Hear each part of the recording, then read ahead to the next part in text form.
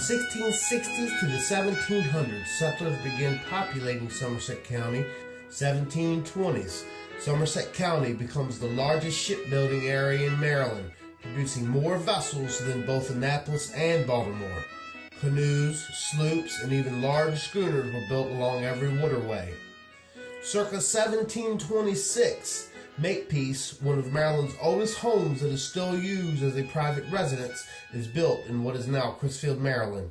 1750 to the 1780s, the age of the Picaroon, the Chesapeake Bay pirate.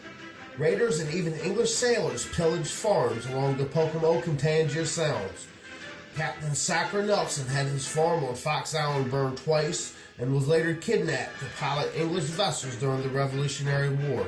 He refused and was thrown into the hold of a ship where he was crippled for life. Revolutionary War. Many locals fought with the rebels and the militias, protecting farms from English sailors from plundering and kidnapping locals to fight on their side of the war.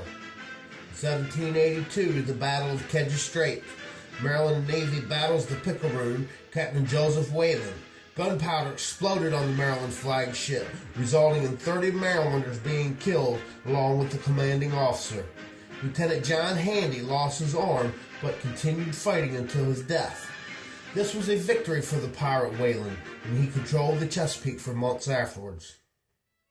Early 1800s, lower Somerset County life is based on farming in the summer and oystering in the winter. The War of 1812. Hundreds of Somerset County locals fight in the war. British again raid local farms along the Pocomoke and Tangier Sound. In April of 1814, the Battle of Jenkins Creek transpired, where locals got word of a looming British raid. Locals ambushed the English sailors, and they returned to the bay. 1820, Maryland outlaws oyster judging and only allows the harvesting of oysters with tongs. Oystermen would stand on the rail of the boat scooping up large oysters. This also made the boundary line an issue again. Dredging was legal in Virginia, and boats would often come into Maryland, causing disputes between the dredgers and the lawmen, along with the tongers as well.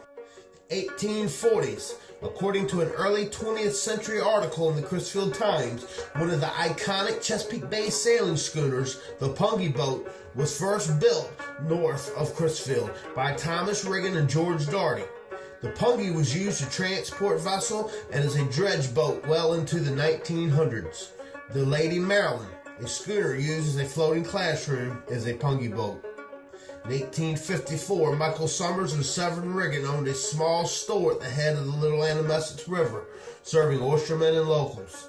Downtown Crisfield is still water and marsh, though in the late 1850s an extremely large oyster bed is found in the Tangier Sound. Large up-north oyster brokers began moving into the area.